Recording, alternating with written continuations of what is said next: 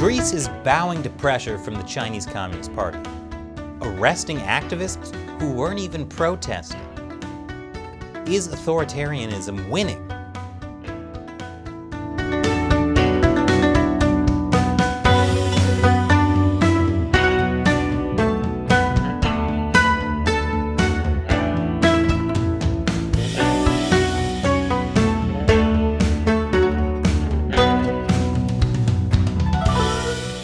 Welcome to John Uncensored. I'm Chris Chappell.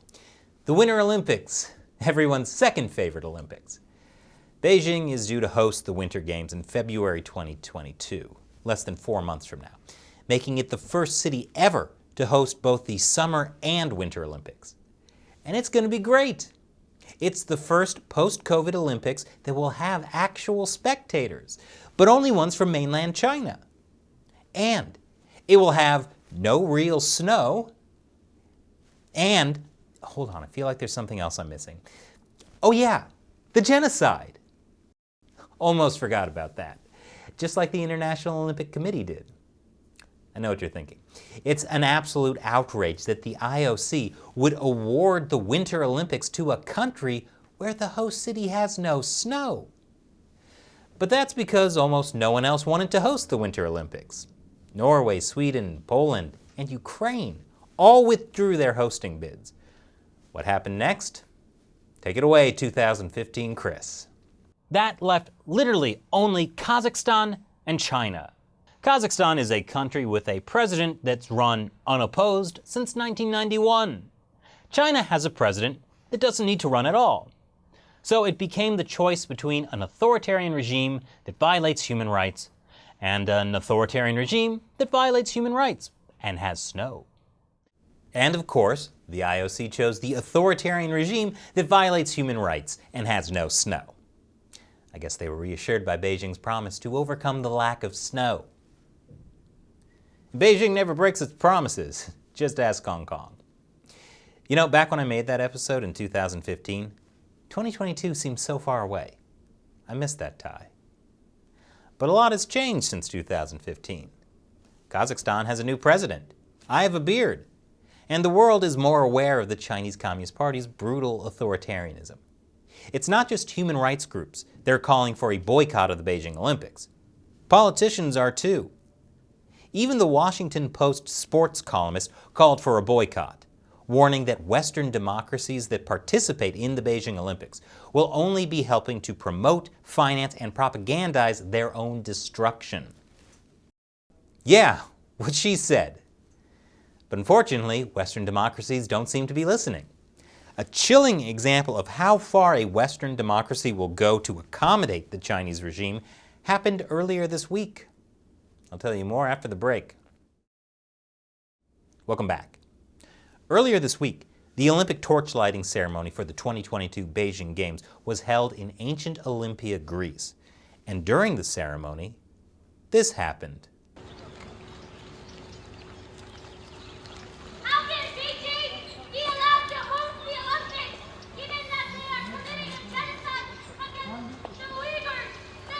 Priestess Estiada comes to receive the flame from the bowl. Once the flame is in the bowl. Concentrate on the flame and the bowl, people. Don't worry about the genocide thing. The flame is in the bowl. 3 protesters managed to get to the torchlighting ceremony. They unfurled a Tibetan flag and a No Genocide Games banner as one of them yelled about the genocide of the Uyghurs. And then they were detained by Greek police. As of when we recorded this episode, they were still in police custody. In his speech after the protest, the IOC president said the Olympics must be respected as politically neutral ground. The Greek National Olympic Committee said it is disappointing that this traditional cultural event has been used by a few individuals for other purposes. What's worse? Interrupting a cultural event or holding the Olympics in a country that's committing genocide? Tough call. That wasn't the only Olympics protest in Greece this week. A Tibetan activist and a Hong Kong activist were arrested after hanging banners at the Acropolis in Athens. But the really chilling thing that happened wasn't Greek police detaining people who were protesting the Olympics. It was Greek police detaining people who were not protesting the Olympics. 4 Tibetan activists standing on the public sidewalk outside of the Olympic torch-lighting ceremony venue were detained by Greek police at the direction of Chinese officials. They were not engaged in any protest, nor wearing any political paraphernalia. After their release, we were able to speak with 2 of the Tibetan activists who were detained. The Olympic torch-lighting ceremony is held at the Temple of Hera, an archaeological tourist site. The 4 Tibetan activists were standing in the parking lot of the site when a Chinese embassy official told a Greek official to make them leave. And one of the Greek authorities asked us, "What are you doing here?" And then we said, "We're here as observers. We just want to see what's going on." And she was satisfied with the answer and she walked away. And when she walked away, I turned around to see, and the Chinese officer made a beeline for her immediately and intercepted her.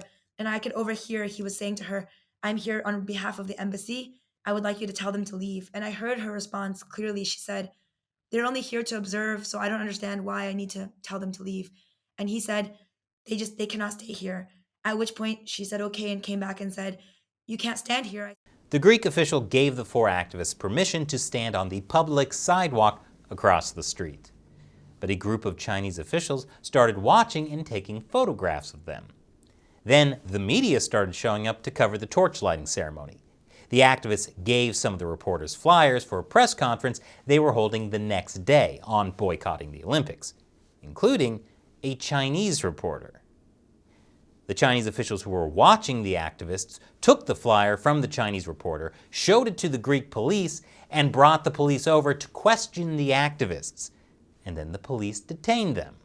Personally felt, and we strongly believe, that there was a very strong connection between the embassy, the Chinese personnel that were on site, and that they were the ones really calling a lot of the shots in determining how long we would be detained, where we would be detained, what would happen during the detention. While the Greek authorities were questioning us, actually about 5 or 10 feet away, there was those 2 undercover Chinese officials who had been taking photographs of us and coming behind us, and they were right just about 10 feet away when this was happening. So to us, it was very clear. And when the Greek police took them to the police station, they didn't explain why. Even during the detention, we didn't get any reason why we were there. One of us asked them why we were there. They said they don't have a reason. And when he insisted on them needing a reason because of the rule of law, they said that no, they're the police officers. Police can do whatever they want. They don't need a reason. Remind me never to get arrested in Greece. Anyway, 4 hours later, the activists were released without charges after the Olympic torch-lighting ceremony was over. I'm sure that was just a coincidence. But for the activists, this wasn't just about their detention. It's about the Chinese Communist Party's influence over democratic countries.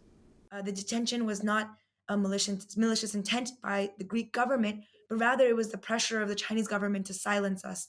They didn't want us to have a space in this event anywhere, not even on the public sidewalk outside of the event. And that is exactly what the clash between authoritarian regimes and democracy looks like. And what we're fearful of, based on our experience today, is that the democratic side is not necessarily actually having any advantages. It seems like the authoritarian side at this time has more power to silence and to control the narrative. And so that's a big fear that we had today after our experience.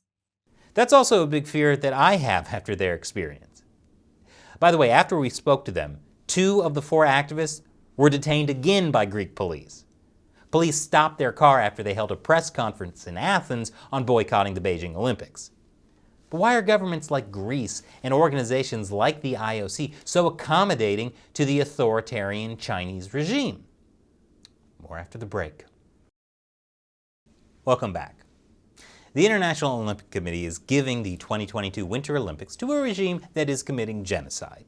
And that's just one of the Chinese Communist Party's many human rights violations. And it's not like the IOC doesn't know what's going on. Last year, they had a call with human rights organizations who were concerned about the Beijing Olympics. One of the activists told the IOC officials that she had missing relatives in Xinjiang. She said the IOC officials told her they were sorry to hear it, but the world is a complicated place. The IOC officials also defended the 2008 Beijing Olympics to the activists by talking about how it improved Beijing's infrastructure and air quality. One of the activists on the call was Teng Biao, a Chinese human rights lawyer who was living in Beijing in 2008. He was detained and tortured ahead of the Olympics. Imagine telling a guy who was tortured to keep him quiet during the Olympics that, hey, at least Beijing's air quality is better. That's just one of many reasons we did an entire episode about how corrupt the IOC is on our other channel, America Uncovered. So the IOC is hopelessly in the pocket of the Chinese Communist Party. And Greece has also been a very willing partner for the Chinese regime. One of Greece's major ports has become what Chinese officials called a dragonhead for the Belt and Road Initiative. Back in 2017, Shelley visited that port for an episode on how China is infiltrating Greece. In return for Chinese economic investment, Greece also sided with China on political issues, like when they blocked an EU statement on China's human rights. The Chinese regime loved that. Relations between China and Greece have caused some controversy in the last few years, especially as NATO and the EU are increasingly worried about the Chinese Communist Party. Greece is a member of both NATO and the EU, but Greece says it will not abandon China, even though other countries are.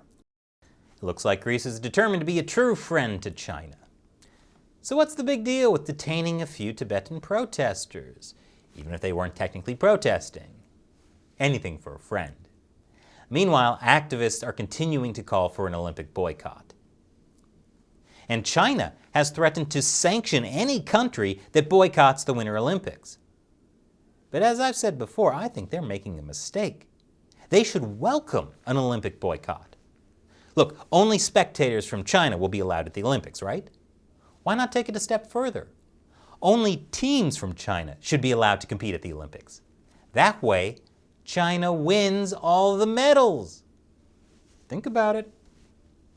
Now it's time for me to answer a question from a fan who supports China Uncensored on Patreon or Locals. Blimpus asks on Locals, given that China has become so arrogant and belligerent, why are Western countries not rushing to reduce their dependence on China and still not officially recognizing the free and democratic country of Taiwan? Well, Blimpus, in a way, it's because China is so arrogant and belligerent. The Chinese Communist Party has successfully used psychological warfare against most of the world. It acts incredibly offended whenever anyone hurts the feelings of the Chinese people, including by recognizing Taiwan as a free and democratic country. And it threatens to go to war over Taiwan all the time.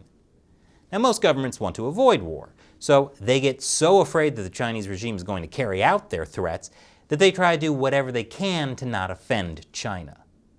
Look at how often Western news headlines about Taiwan mention angering China. Anything anyone does to recognize Taiwan angers China.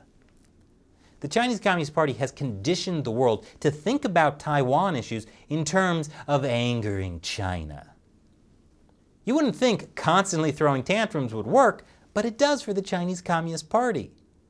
Until a country like, say, Lithuania decided to not play that game anymore.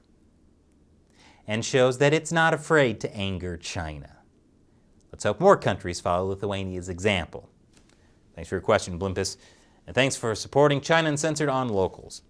If you haven't checked out Locals yet, it's a community subscription platform where you can contribute to the show. And we have some fun extras on there like Locals-only live streams. Locals is free to join, or you can become a paying member for more perks. Check it out, I'll put a link below. Once again, I'm Chris Chappell. Thanks for watching China Uncensored.